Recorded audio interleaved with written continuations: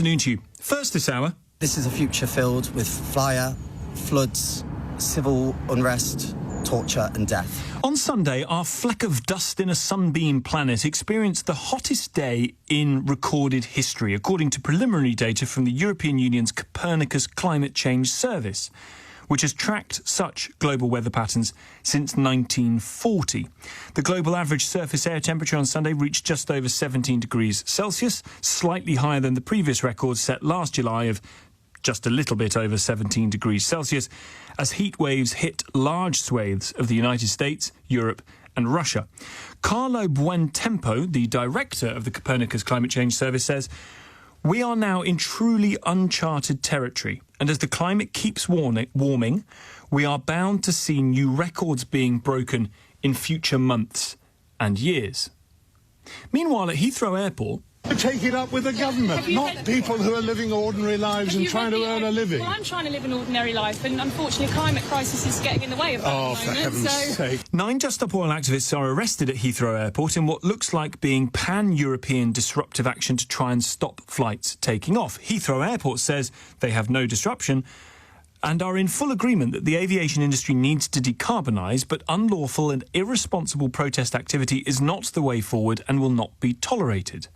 Certainly a judge last week dismissed the Just Stop Oil claim that they blocked the motorway to save humanity. But there does seem to be here a big gap in perspectives. On the one hand, you have the scientists, some of them, certainly the ones at the Copernicus Climate Change Service, saying, hottest day on Earth that humans have been able to measure and only going one way. You have the protesters using that science to justify very disruptive action that breaks the law.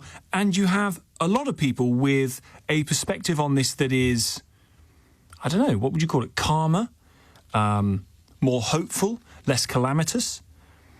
If I were to bring forth a Just Stop Oil spokesperson, which I'm about to do, who says, look at the incontrovertible evidence that the Earth is warming up at speed and in a way that is driven in part by fossil fuel burning. We have to do something about this or it's game over.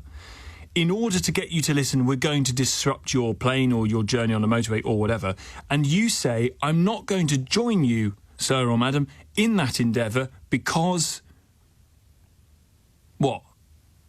The scientists are saying it is now the case that we are going to keep breaking records on global warming and are possibly past 1.5 degrees C of warming now.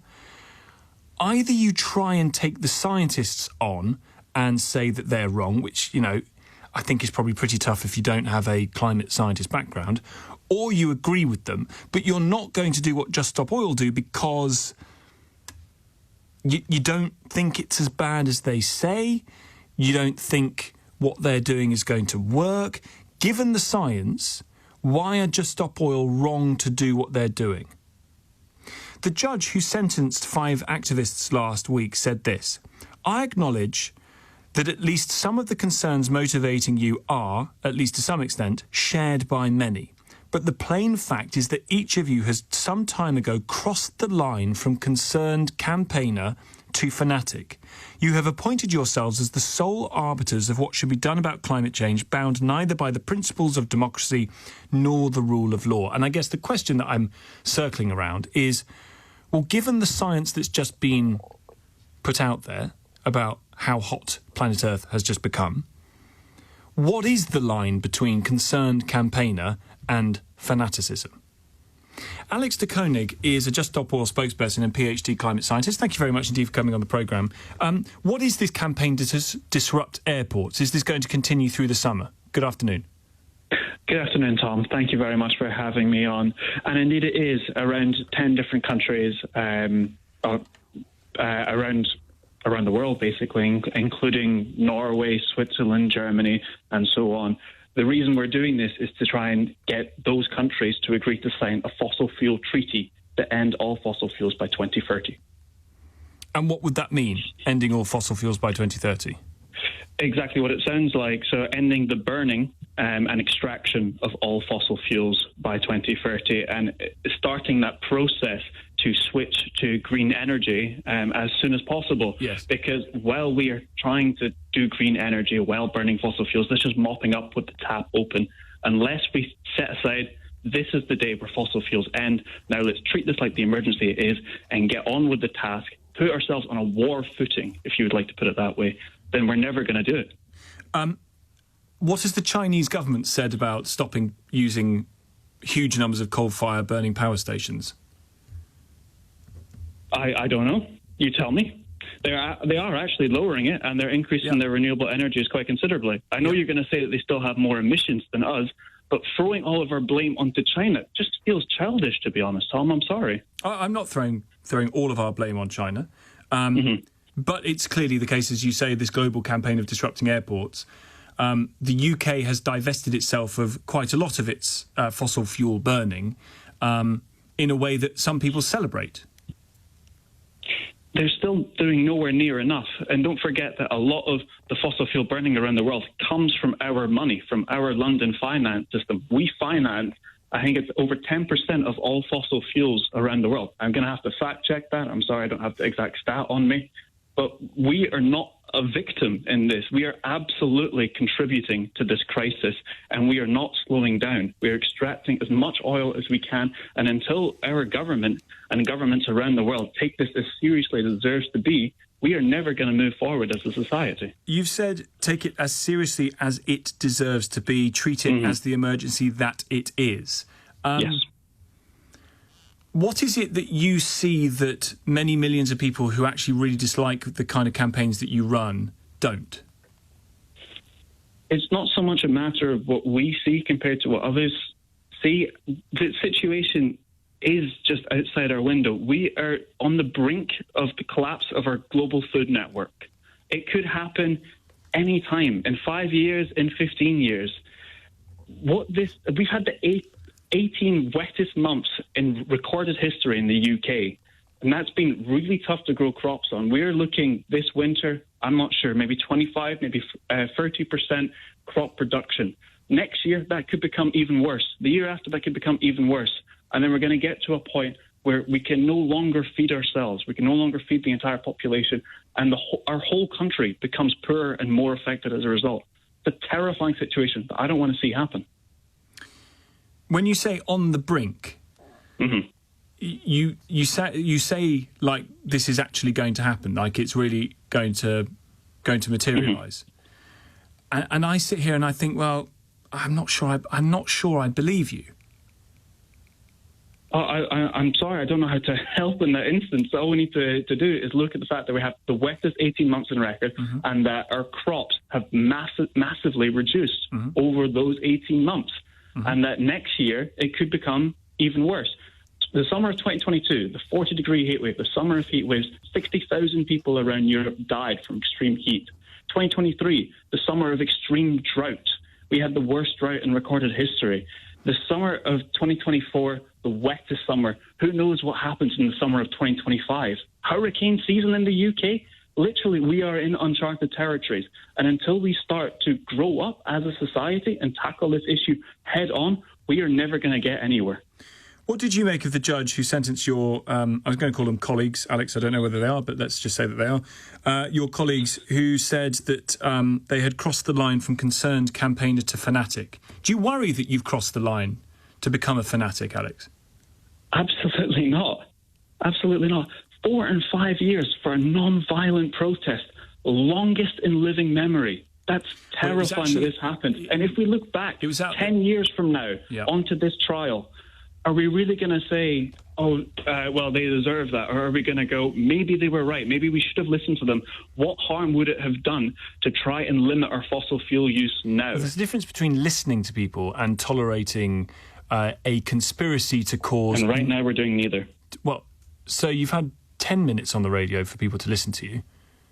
As a result of the disruptive protests that have been done in the past. Look, if we want to talk about the effectiveness of these kind of direct actions, all we need to do is look throughout history. And I'm not going to go on about the suffragettes or anything like that. If we look at the Netherlands, what they did was they had thousands of people block the largest motorway in the Netherlands in order to cause an end to fossil fuel subsidies. And the government have set up a panel in order to try and discuss that. But they need other countries to do the same. And until we have international action on this, until we can actually agree on ending fossil fuels or ending fossil fuel subsidies, again, we are never going to continue. And just what is the effects going to be? What are the effects of ending burning and extraction of fossil fuels by 2030 going to be on people's ability to have phones and cars and plastics and all kinds of different materials that come out of the burning of fossil fuels? The economic impact of doing that, what's that going to be? So there's multiple parts to this. One, we can look at air pollution, deaths, and the number of people who are dying from fossil fuels already and from the climate crisis, but we're not going to focus on that.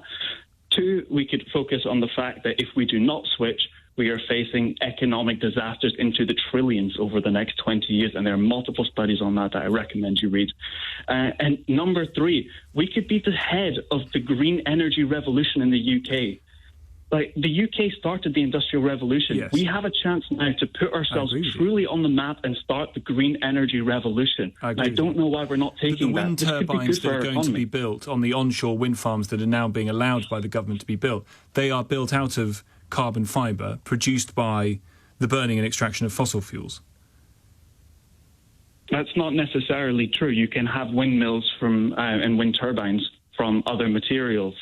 But this is about the burning of fossil fuels, yes, not about using fossil fuels in such things as plastics. Do you ever worry that you're wrong? Yes, constantly. But then I look at all the science, I look at all the data, I look at the effectiveness of nonviolent civil resistance in history. And I also worry so much about what if I'm right?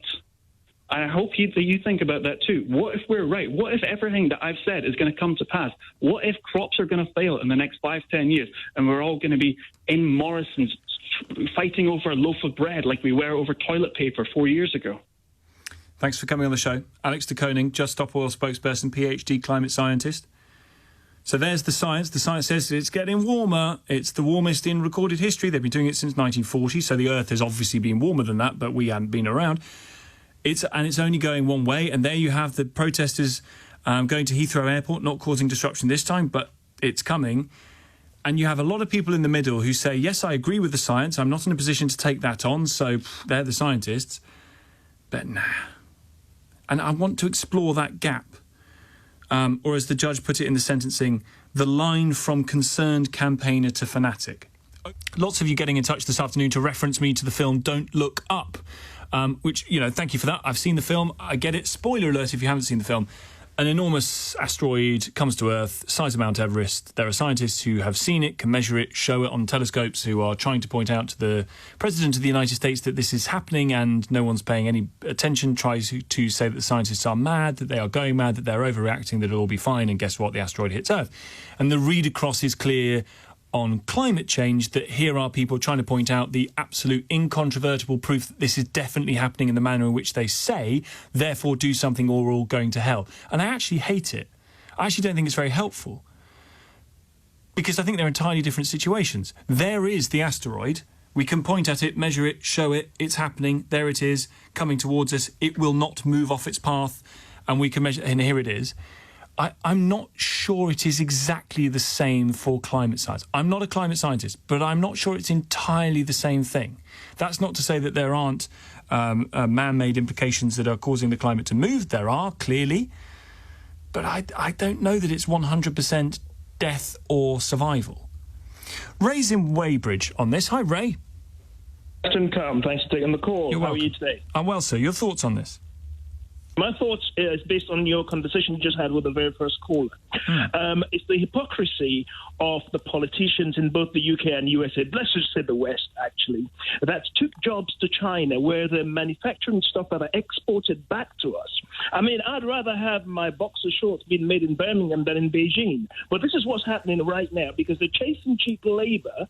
I mean, there's no curtains in the atmosphere, that divide what's happening in China from what's happening over here. Yeah, sure. They chase cheap labor and they keep arguing about, like you asked the guy, China's got to do something. China's not going to do anything. China's doing quite a lot, actually, to be fair to it. China is the main manufacturer of solar panels in the world, produces 70% of them. It's because of that production and, in some circumstances, a lack of demand to buy them, they're putting huge solar farms all over the countryside. Well, what I meant by that was they're not going to stop their manufacturing. It's gone over there and it's gone. So we use the hypocrisy is what I'm saying. It's the same with, we'll kill two birds with one stone on this call. It's the same with these boats that are coming across. So stop buying stuff. Across? So what's the message? The message is stop buying things from China? Stop the hypocrisy and get to the source of the problem. And the source of the problem is what? The burning of fossil fuels? Manufacture, like I say, I'd rather the boxes be made here in Birmingham, shorter distance for the boxes to get to me in Weybridge. Fine. So, Ray, you hear what the scientists have said about how warm the planet has now become. Sunday, the hottest day on record. You hear what the Just Stop Oil protesters are saying. What stops you joining them? To be honest, I'm not a fanatic about it because you know what? It's such a big hypocritical problem is what I'm saying. Why aren't you a fanatic about it, I guess? If the science says if the science is saying the asteroid is coming and there are protesters at the airport saying the asteroid is coming, do something about the asteroid or you're dead, why isn't everyone a fanatic? Good question, because again, like I say, it's just the way politicians are. They're winding everybody up on this stuff and they know they can't stop the process, what they've done. If you make the distance further away to bring things into the UK, you emit more emissions, CO2. So, talking about, I mean, you shouldn't have done that. If you really wanted to think about this, you'd make the shortest distance between manufacturing and the user. All right. Ray, appreciate it. Thank you very much indeed. That kind of trade protectionism might aid elements of man-made climate change. But answer that question. There's the science. Unless you're going to take the scientists on, you're more than welcome to, but you're going to have to be really qualified to do it because, they're the climate scientists. I am not. You'll be surprised to hear. I know, wow, the guy's not a climate scientist. Either you take on the science and say the science is wrong, or you say the protesters are wrong. And the question is, if the science is right, why aren't you being as fanatical as Just Stop Oil protesters about this issue? Jason's in Wimbledon. Jason. Yeah, hello, Tom. Tom, this is one of them subjects that is now driving me absolutely crazy because I'm not irresponsible. I want to save the planet. I want the planet to last for everyone forever and everything else. But we've got all these people at the moment and they're actually making me feel guilty for living my life, for the way that life has become. What's their five? Why don't they get together and get 5 main things or 10 main things what the man in the street can do to do this? I don't know what's going up there in the sky. I haven't got a clue. All I know is I'm living my life. It's getting warmer. Fair enough. Don't punish me because I don't know what to do about it. How do you feel you're being punished, Jason? Well, for instance, I was going down the road and then they do like a protest on the M25, or I get on an aeroplane and go to. I didn't make life the way it is, Tom. I'm just going along with it every day, paying my bills and everything. But without you choosing to do something differently, change starts with one small step. So even you, Jason, could think about maybe having an electric vehicle, or walking to work, or cycling to work, or Tom. Not going on a holiday that involves plane travel. OK, Tom, fair enough. Who's going to give me the 25 grand or whatever to go and get an electric vehicle? I've just spent 10 grand to get a ULEZ vehicle. Right. So what am I supposed to do? Do you see what I mean, Tom? I'm not totally. A rich man. I'm with you. I don't know what to do anymore about it. I don't want to be irresponsible. I want to be responsible. But please, somebody tell me, what can we do about it properly? Because they're making all these... They're saying, oh, you've got to stop this. You can't drive your car on the M25. You can't do this. That's today. They're punishing people today for things we don't completely understand or know what we can do about it. That's why I'm getting frustrated with, Tom. I haven't got a clue what to do about it. Jason, I hear you, and I do think that's how a lot of people feel, that they are being punished for events that are just beyond their control. You're just one person. What the hell are you meant to do about it? And the other alternatives are either prohibitively expensive or not practical. You can't walk to work if you've got to do a job that involves a lot of travelling, and you can't afford the electric car if you're not doing a job that pays you enough to be able to buy one. So what are you meant to do? But you're the one sitting in traffic because there's some Herbert on the gantry who's trying to tell you that you're going to die as a result. And I think it's the what strikes me is the lack of practical answers. I think Just Stop Oil saying you've got to end the burning and extraction of fossil fuels by 2030. OK, fine. Or what? Or you'll die. Fine. What's that going to involve? Well, you're just going to have to do it because the other thing is worse. Yeah, but what does it mean for Jason's life and my life? Yeah, but it's worse the other side. It's just not practical. Daniel's in Gateshead. Daniel. Hiya, Tom. Bit nervous here, even though I've called LBC before. Just a bit of an emotive subject for me. Probably in a different life, I probably would be a Just Stop Oil protester. I mean, I'm 37. When I was 22 at university, I was going on protests around Westminster on the exact same subject, having exact same conversations, and 15 years later, absolutely nothing's changed. I have a wife and a house and a daughter to support, so I decided to take a different path. I decided to open up my own business, which is a specialty coffee bar, an eco corner shop, to kind of showcase people that you don't have to be some crusty hippie living in a loincloth in order to save the planet. I think it's really important that we have a very different mindset. Right. We don't. Where do you get your coffee from? So my coffee is a blend. It's a mixture of Salvadorian, Colombian, and Burundi. Right. Sounds now, lovely, so but that's really lovely. So that's presumably flown in. No, it's not. So that's part of the issues. So my coffee is part of the solution. So coffee farmers, slow-grown coffee has to be grown in the rainforest. It cannot be grown in the wide open. That means that those farmers become guardians of the rainforest. They give an economic value to the rainforest because we don't value nature just as it is, right? So what happens? They have to grow it. They grow better quality coffee as a result of guarding the rainforest. That then gets shipped in via container, which is the most low-carbon way of doing it. You don't fly it in because green bean coffee can be good for up to 2 years, right? It doesn't have to be flown in. So by you supporting specialty coffee, for example, what you're doing, you're also supporting farmers that also support the rainforest. But you could, in theory, get your coffee from somewhere closer, couldn't you? You don't have to have it from Burundi. No, because coffee can only be grown in a very specific belt of the planet. You can't grow it in the UK. You can't grow it even in, it has to be grown in that central belt of the world, right? And that central belt is also the lungs of the planet. Right. But the point I'm trying to make, right, is that within my shop, for example, I sell packets of crisps.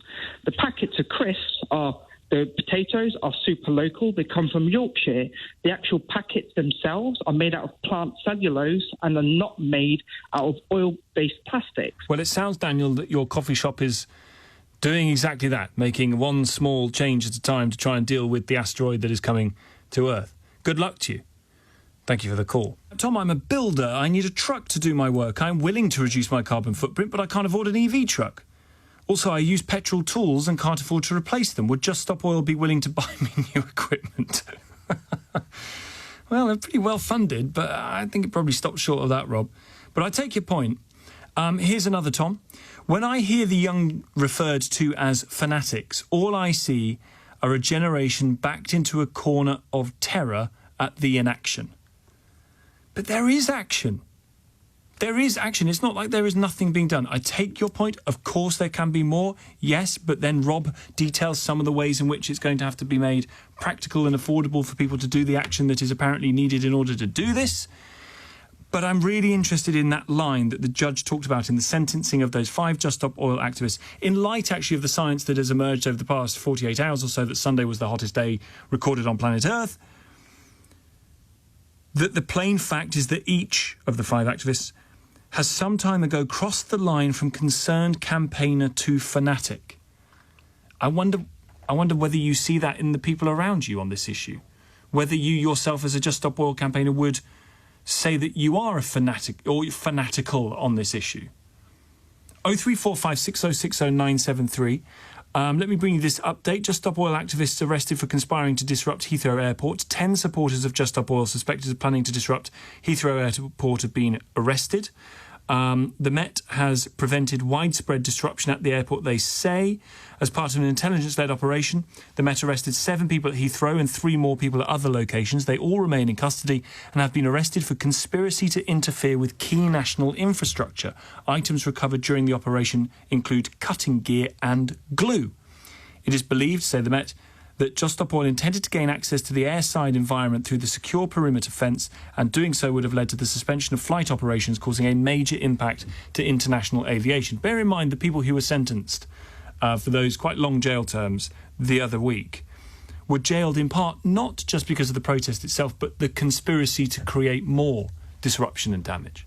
One wonders what might happen to those who are just been arrested today. Sean's in Harrow. Hi, Sean.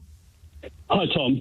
Spoken to you before. Yes, sir. So I think the judge is right. I think that they are fanatical. I think they display all the traits of any cult or religion. But I'm not a climate scientist, so I can't sort of argue with them on that point. So I have 2 points to make.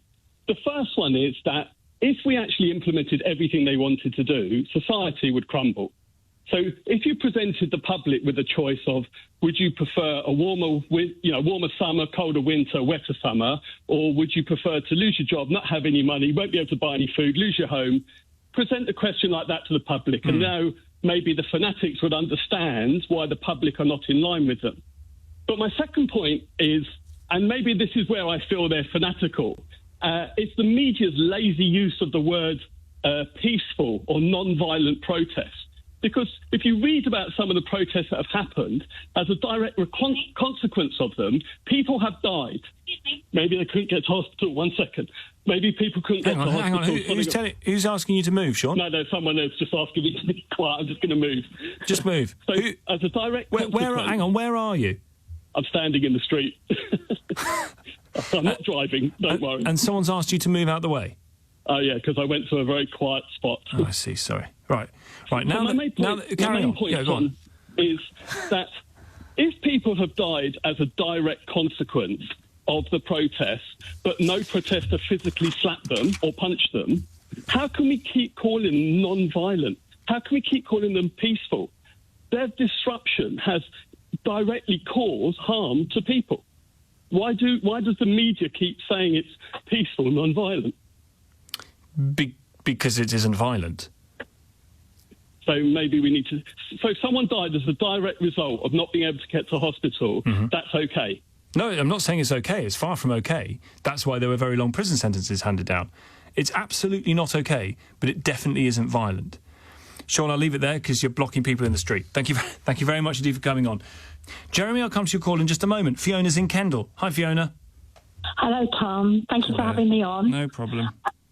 I just wanted to say, whenever I listen to you on the subject of climate, what I hear is a really intelligent bloke, desperate not to believe that climate breakdown is happening and desperate that the scientists are wrong. That's what I hear in you. No. You get to an edge and then you go, no, but it can't be true. It can't be right. And I wanted to just say to you and people listening that I think most people who are now convinced and understand what's happening across the world is climate breakdown has gone through that. And what happens is if you go through it, you hit the fear and the desire to reject it. And then you move from that to a terrible sadness. Oh, my God, am I actually really alive at a time when everything that we've come to love and depend upon is going to break down? And then you read more science and you go, yes, that is true. I am alive. Like my mum and dad were alive when Hitler invaded Poland, and that was their world. And my world is this. And I feel extremely upset about it, very frightened for my granddaughter. But I can't turn away. And I refuse to turn away now, Tom, and say, no, it must be wrong. I accept that it's happening. And that is what's made me look at Just Stop Oil and feel like at least somebody is saying what we really need. Okay. Really, well, Fiona, listen, it's an interesting description of your journey to this point in what the judge would suggest was a crossing of the line from concerned campaigner to fanatic. When Just Stop Oil... fanatical about staying alive, Tom. That's me. I just want everybody to stay alive. Shouldn't we be fanatic about life? Yes, but Shouldn't it's we be obviously fanatic about water? more They're running out of complicated water than that. But it isn't. We're running out of water. It is clearly more complicated than that. I'll tell you, one of the measures that Just Stop Oil want to bring in order to keep people alive is to end the burning and extraction of fossil fuels by 2030. What practically is the result of doing that? What would happen to me, to you, to everyone listening if we ended fossil fuel extraction by 2030? You need to ask the other question. What will happen if we don't? What? No. I'm really happy to focus on what it is. What it is that you are asking for, Fiona. You are asking for this. You are resolved that this is the right path. And so I'm asking you the attendant question to that, which is, well, what happens practically in the ending of the burning and extraction of fossil fuels by 2030? What happens is we have to change everything. We need system change. So that's we need not what happens. That's what you'd like to happen. I'm asking you what happens. Tom, this is a choice between people surviving and people not surviving. No, so you have to do whatever it takes. No. So you have to invest all the money that we're currently investing. We give subsidies out to oil and coal. You realise, Fiona, when you come on and you do this, you're saying either you agree with what I'm telling you to do, and I'm not going to be able to be in a position of telling you what the consequences of doing that are for you or your family, but you've got to do it because you're going to die. Either you do it unquestioningly or you're dead. You see how that doesn't... People don't really believe you. Though, Tom. And it's not about believing me. And here's the other point I want to make. There's a struggle constantly. Just Stop Oil are telling us what to do. Just Stop Oil are the only ones who've got it right. No, the scientists are telling us. They're tearing their hair out because we're not listening. All Just Stop Oil are doing is amplifying the science and what we're all seeing out of our window. We've all just lived through the wettest winter in Britain. We've heard farmers looking at their fields underwater saying they're unable to grow crops. I was there too, yep. Yeah, and people don't want to hear that message, so they're resisting it. It's not that they don't want to hear it.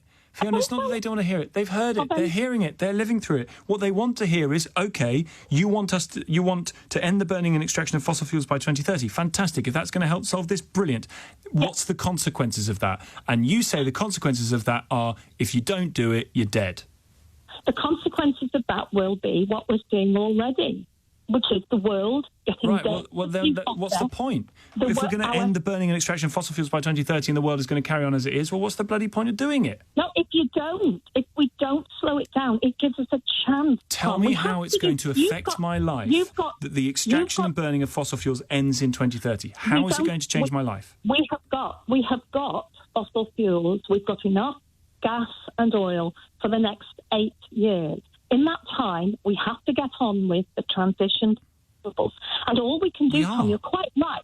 Yeah, but we have to do it faster. We have to put it on a war footing. You know, tomorrow, somebody listening to this show, well, I'll tell you, somebody listening to this show could tomorrow go out and buy a great big gas-guzzling SUV and think that's okay. It's not. We haven't got governments giving us warnings. When the Second World War Why is it not okay for them to do it? Because, are you really answering me that question? Because it's burning massive amounts of fossil fuels, and we have to slow it down, and we have alternatives. And but the alternative can't be afforded. You've heard the bloke who said, I can't afford it.